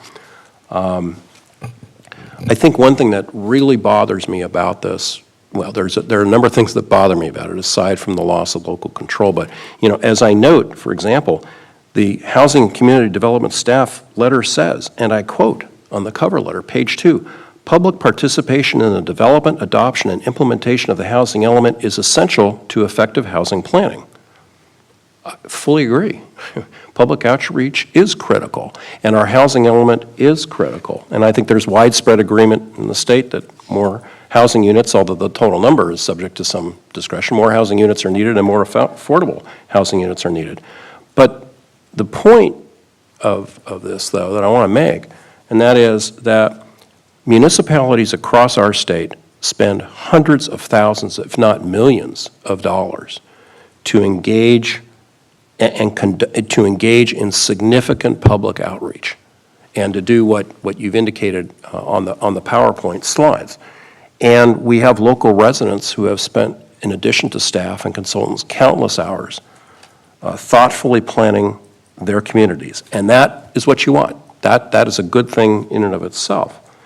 Yet simultaneously, the state, first of all, legislature and the governor through ADUs and SB 9 and SB 10, and now in this instance, HCD, which I think is overreaching in terms of its statutory authority, and has no regulatory citations in their letter at all. It's entirely bereft of any regulatory citations. Simultaneously, the state is moving to eliminate local control. Yeah, at the same time, they're saying, hey, continue to conduct your public outreach. So at some point, you kind of have to ask yourself is, well, okay, well, what's then the benefit here? And I think it raises very serious policy implications. And, at some point in the future, and it's not tonight, it's not in this case, because this isn't the case for it, but it exemplifies this trend. But at some point in the future, there may be a tipping point where municipalities say, wait a minute, we're not going to do this. And you, state, need to, and particularly the state bureaucracy, need to affirmatively establish their legal basis for requiring some of these things. So, thank you for letting me articulate that. Again, I'm very supportive of the work that staff and consultants have done. It has been exemplary. I still have this troublesome trend that I don't like. I'm going to support this, but I do note that we have to continue to deal with this erosion of local control, and it's not just in the land use and housing side. It's in other issue areas as well. And this is part of a trend from Sacramento. So thank you, Mr. Mayor, for letting me make my comments. And Mrs. Craven? Yes, I will follow that. I'm going to support this, and I do appreciate all of the work that has been done on this. But I just want to add on to what Mr. Tremblay was saying. I believe that the HCD staff is following the lead of the leadership in Sacramento, in the Assembly, the Senate, the governor, and they're dictating a whole lot of things, wanting everybody to be like San Francisco. And if you think that's good, just take a look at the mess of housing and homelessness San Francisco has right now. It's a mess. It's nothing like it used to be up there. So, all these people that are making all these big proposals, and they have enough influence in Sacramento to get their proposals turned into law, most of them are from San Francisco, and I think it's a shame that they are trying to dictate that all of our cities in all the rest of the state become as dense and occupied the same way that San Francisco is. That's my comment. Any additional comments? Mr. Kildee? I think we've agree with what's been said here, and I think it's been proven time and time again that one size does not fit all. And I know we've been very proud of getting our housing element adopted relatively early as well. And I support this, but these are challenging times, and we're going to have to keep our eye on the ball here because it's a moving target here. And fortunately or unfortunately, depending upon how you look at it, it probably won't be the last discussion that we have on this. So I'll support it because it's something that we need to do. And I appreciate all the work. I know tremendous staff and consultant, tremendous amount of work that goes into these. And for the public that's watching too, just remember this thing is not written in a day. It takes several hours, several days, and several months to get this even to this point. So I want to thank staff and the consultant for their time and the council for supporting this as well, the process of this. Ms. Santangelo, sorry, go ahead. I agree with what's been said, and I'm thinking back to as I was going through this and reading the comments and the shoulds that we should do, I at least 10 times in my head, I said, well, why don't why are we even writing this? If they just want it a certain way, why isn't there just a form? Maybe that's a really simplistic way, but that's how it felt with a lot of this, that they're telling us how to do it. And I agree that with the one size does not fit all. So I understand the need for housing. I do. I've said that multiple times, but it's and what I said at the last council meeting, it's really, really frustrating for our staff and our council to put so much time into trying to reflect the character and what our community wants, just to be told how to do it. So those are my comments. And just to tag on to Mr. Kildee's comments, yeah, this is 256 pages. Yeah, was not written in a night. It's rather dense, and it has a lot of, actually really interesting information too, so if I actually encourage people to go read it. You'll learn a lot. But with that, I'm going to entertain a motion if there is one. There's going to have to be one.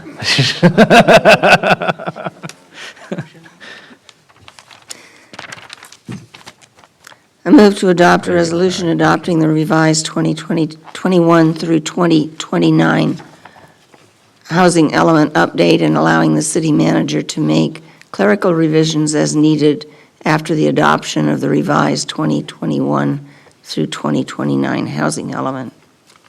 I'll second that motion. All right, I have a motion and a second. Please vote. And that passes unanimously. Takes us down to oral communications. I have a question for our city manager. We have a closed session item. Do we need to do that before 7 o'clock? And so we'll push oral communications to after 7? Yeah. All right, we'll do that. All right, with that, we are going to recess into closed session. I'm going to ask the city attorney to please read the reasons for our going into closed session. It's going to be a conference with real property negotiators pursuant to Government Code Section 54956.8. The property is located at 3100 Ponderosa Drive in Camarillo. It is the former library. The agency negotiators are the city manager and the assistant city manager. The negotiating parties include our Kidstream. Under negotiation, price and terms of payment. All right, and I presume we don't have any comment on this item. So at this time, we're going to recess, and we will be back at 7 p.m. We stand in recess.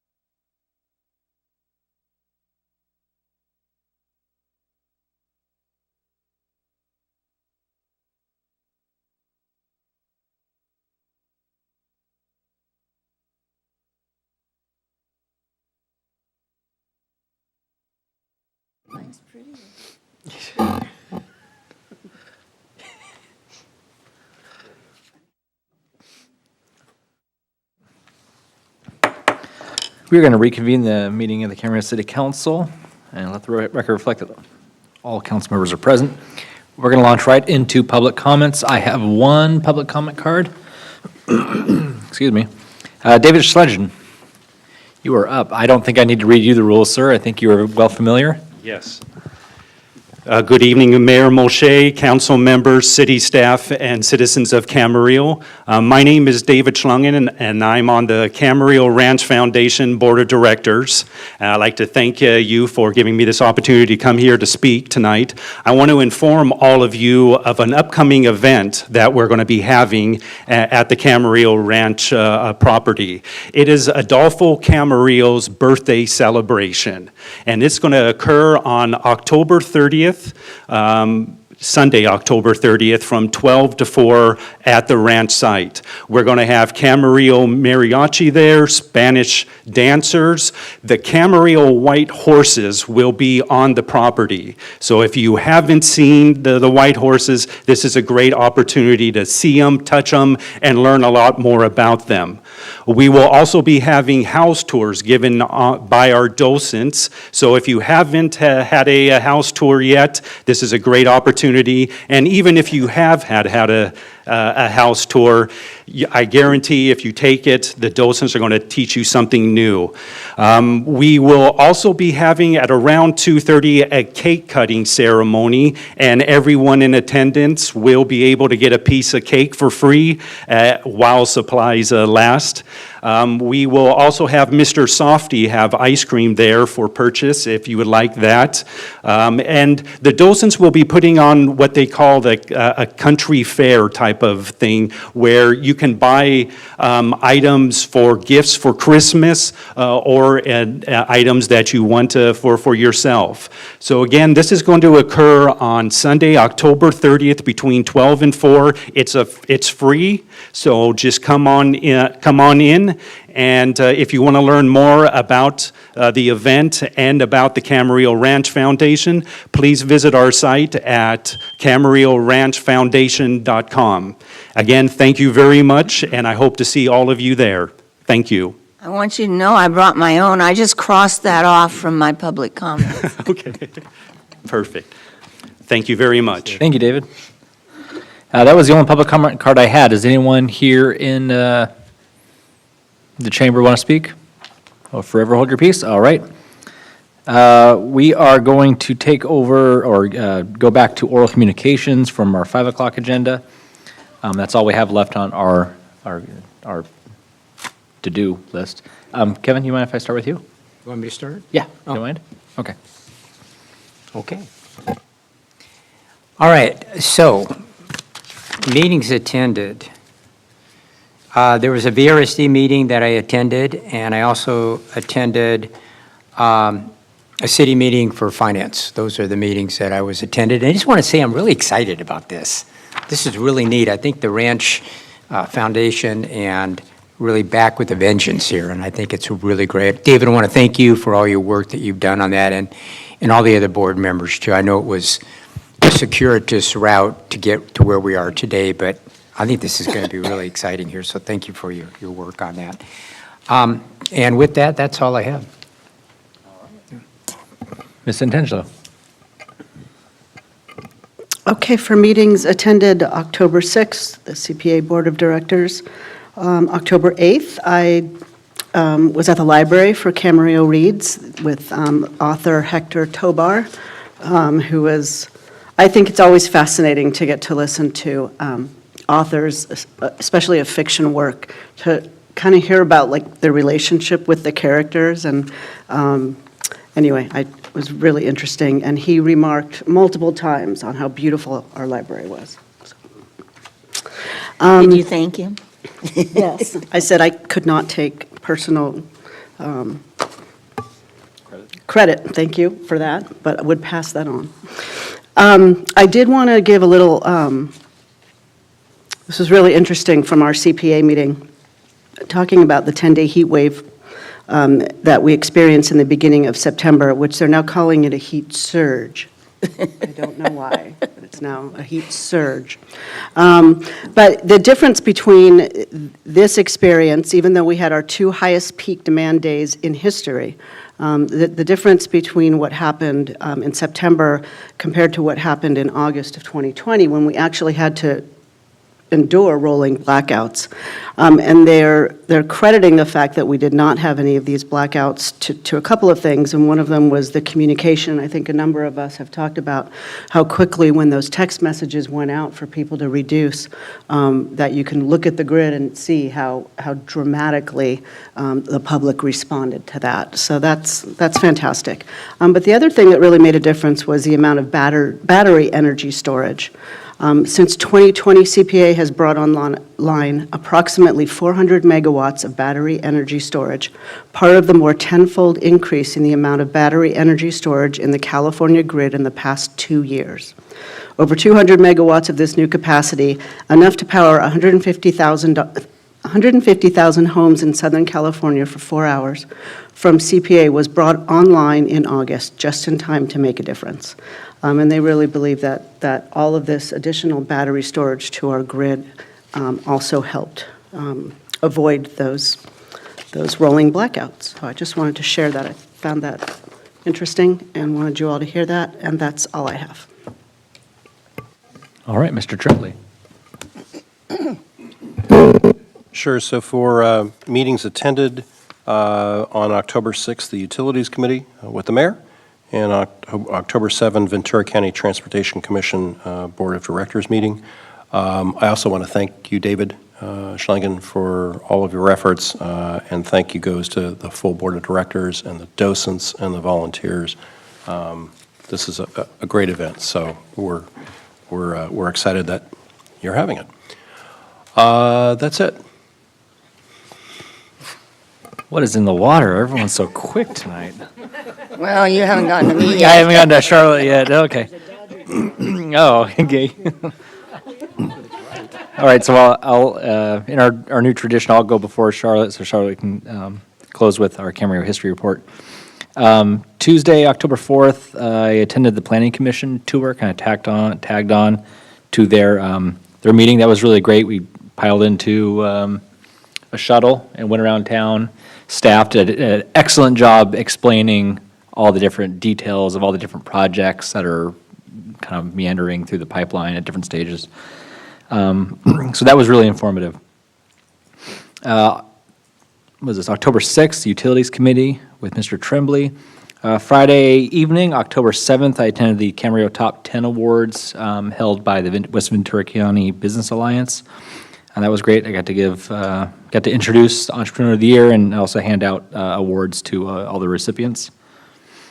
Saturday, October 8th, with the Vice Mayor, who did all the heavy lifting. I just got to sit in the audience, but attended the Camarillo Reads with author Hector Tabar. And the thing I enjoy most about that is the Q&A. Right, yeah. I like the Q&A, just people asking, like, what's your process? How do you come about writing a book? In this case, it took him, almost 20 years to write this book. He started back in like 95 or something like that. Or no, he finished it originally in 95. Or I don't know, somewhere around there. It took quite a while. And then today, with Mrs. Craven, attended the dedication at CCCI of the Richard R. Rush Hall, formerly University Hall. And I just have to give a shout out to President Rush. I call him P. Rush because that's when you were a student at CCCI, everyone just referred to him as P. Rush. But he's an amazing guy. He took that university, and that university is largely what it is today because of him.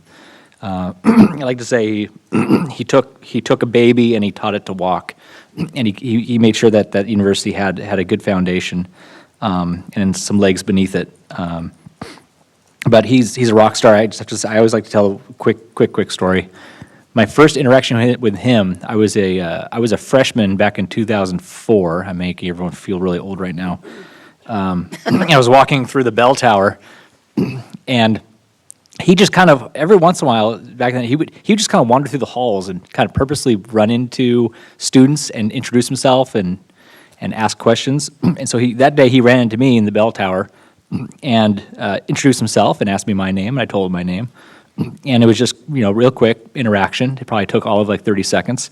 And I didn't see him again for probably 5 or 6 weeks, where again, we randomly had just another little random encounter. And I was walking by, and he just walks up to me and says, "Hey, Sean, how you doing? How are your business classes?" And for a freshman student at a university of 20, small then, but still 2,500 kids, with as many people as he sees day in and day out, the amount of meetings, the amount of information he has to take in and withhold, the fact that he remembered a 30-second encounter, remembered my name, and exactly what we talked about in that really brief time was just amazing. I mean, he genuinely cared about not only the faculty and the staff, but most importantly, I think the students that attend there. And with all the people that I graduated with, I think we all feel similarly that he is amazing. But with that, I'll pass it on to Mrs. Craven. If you feel old being a freshman then, how about if you're a freshman in 1962?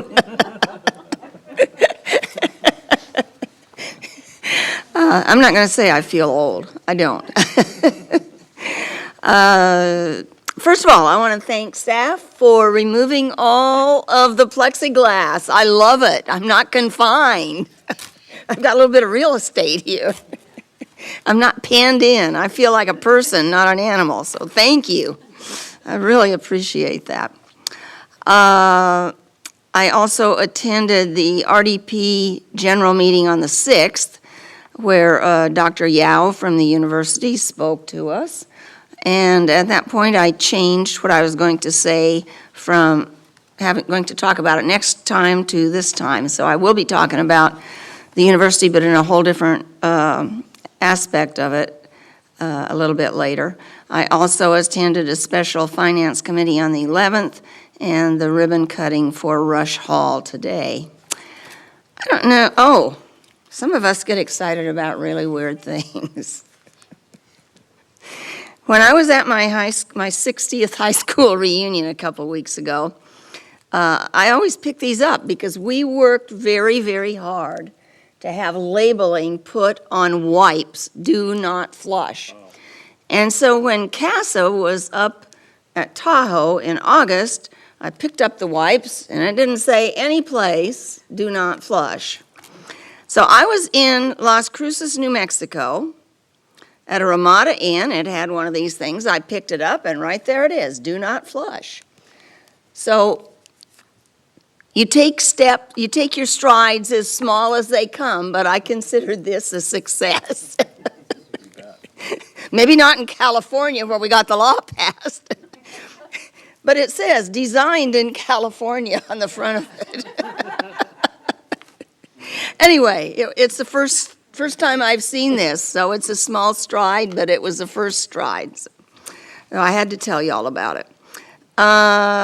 Next thing is, I don't know if you read it in the Star on October 2nd, but I'm only bringing this up because it was, a year and a half ago, we were talking about trash rates and the fact that Athens had come in with a significant reduction in trash fees for Thousand Oaks. Well, here it is. Santa Paula is going to have as much as a 55% for single-family homes increase. So I just want to say I'm not going to be here, and I won't come and talk to you when in 2024 or whenever it is that the current contract is up. But keep in mind that this company tries to come in with a low ball, and then their history in every city is they come back with a significant increase in a year or two before the contract's up. So I just wanted to get that point made. And I thought that was an excellent opportunity. So, the history lesson tonight is about the university. And it's not about while it was a university, it was before it became a university. So this is kind of the befores. before Dr. Rush came, and what happened? There was a whole lot of talk about a publicly owned university in Ventura County for many, many years, and the state actually bought some property in the Las Posas Valley. I don't know exactly where, but they sold it in the 80s. And then in the early 1990s, a university committee was formed, and that was some kind of an official committee, and they dealt with two sisters who were going to donate the Taylor Ranch, which is on top of the hill across the Ventura River from the city of Ventura. And at the very last minute, before that deal was completed, the Patagonia owners talked them out of it because of the and they talked to enough city council members into thinking that a university in Ventura would have terrible impacts on Ventura Boulevard and downtown Ventura. So the sisters didn't make that donation to the state. But the committee continued, and they found a 250-acre lemon grove near Camarillo, and they convinced the state to buy it. There were severe limitations to that property. It was immediately adjacent to a youth authority's prison for young people, and neither Camarillo nor Oxnard would serve the property water or sewer because the university system announced it was refusing to pay connection fees or for hookups. I was invited to be on that official committee, but then I was uninvited after the city council decided that the university system had to pay connection fees. In January 1996, I read in the Camarillo Daily News that Governor Pete Wilson's budget did not include Camarillo State Hospital. He chose to close it because the cost per patient was about $108,000 per year, compared to the average at the other state's hospitals of about $40,000 per year. Lights lit up as I read that headline, and I thought, let's put the university there. I dashed off a letter to the editor, which appeared the next day in the Daily News, and my phone started ringing.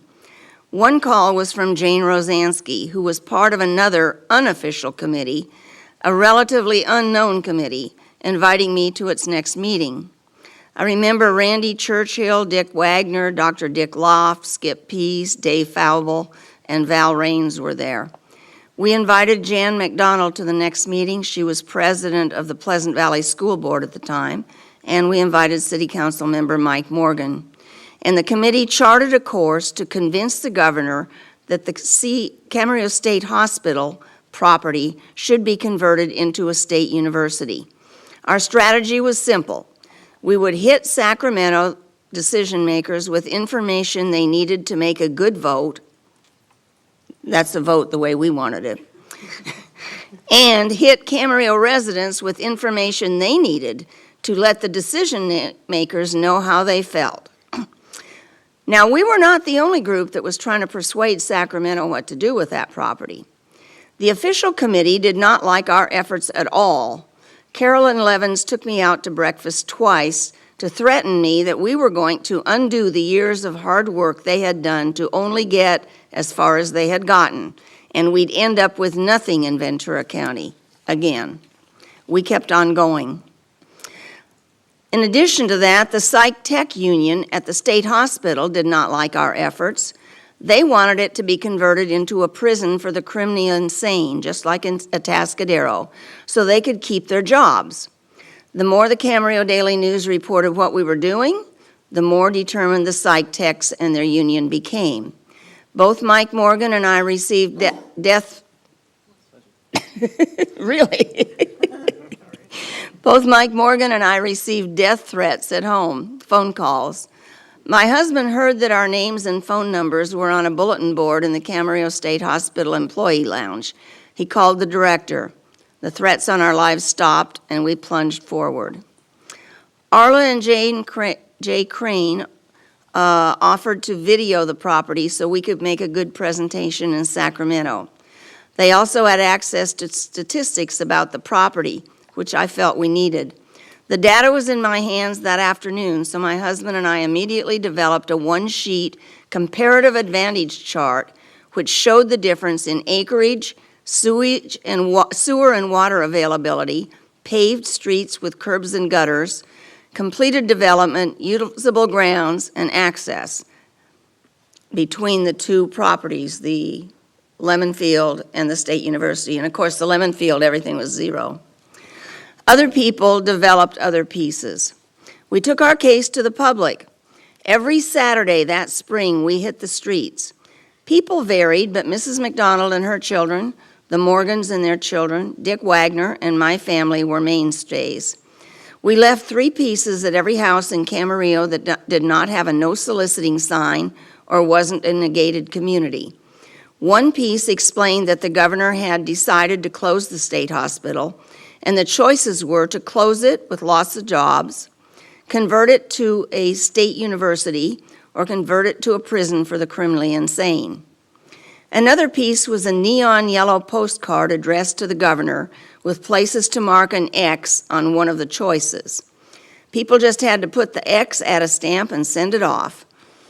The third piece was similar, but it was addressed to Jim Considine, the chairman of the California State University Board of Trustees. My husband and I paid postage to send these pieces to all the addresses in gated communities where we couldn't go. Jan McDonald and I paid our own way for 2 trips to Sacramento, once to distribute the comparative analysis sheet to every Assembly and State and Senate office, so they would have the information when voting on the budget. The second trip was to testify before a committee. Somewhere along the line, each city council in the county voted to support a university on that site, with the exception of the Camarillo City Council. It was a split vote, with Ken Gose, David Smith, and Stan Daly siding with the psych techs, while Mike Morgan and I were for a university. Later in Sacramento, I testified at the committee after Mayor David Smith. He said he represented the city council, which wanted a hospital for the criminally insane. I said I represented the people of Camarillo, who wanted a university. Our group was noisy, and the Camarillo Daily News was behind us every step of the way. The issue was put on a CSU Board of Trustees agenda.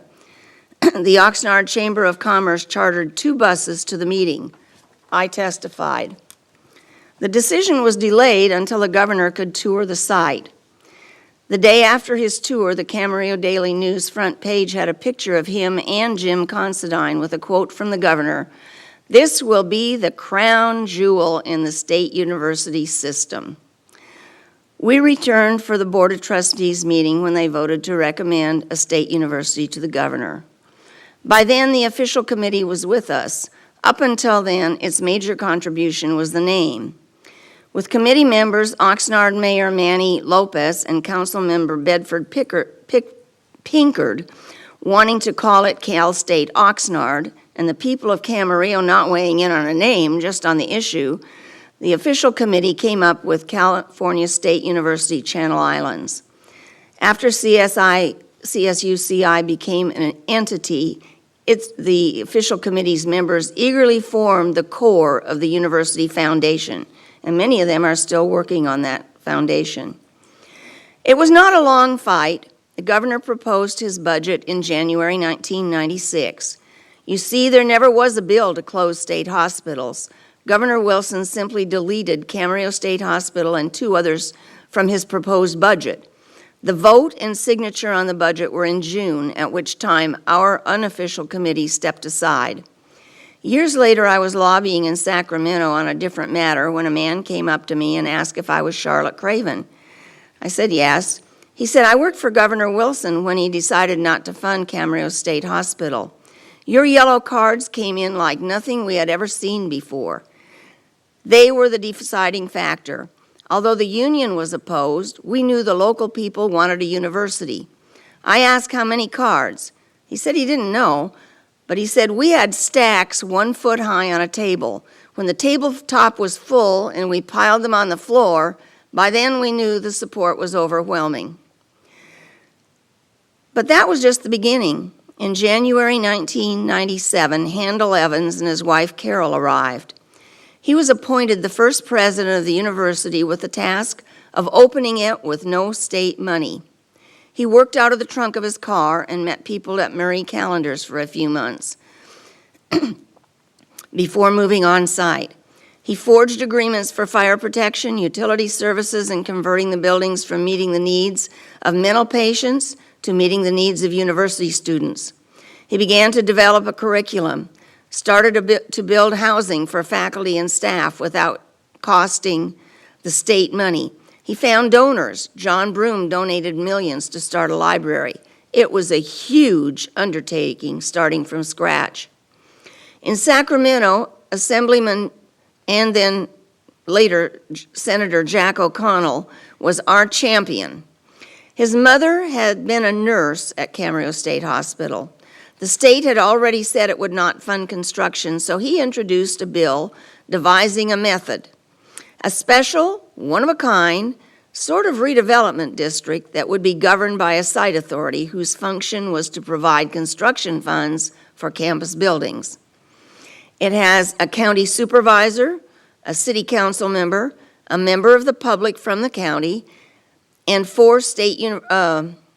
a member of the Board of Trustees of the California State University System, and 4 state university system employees.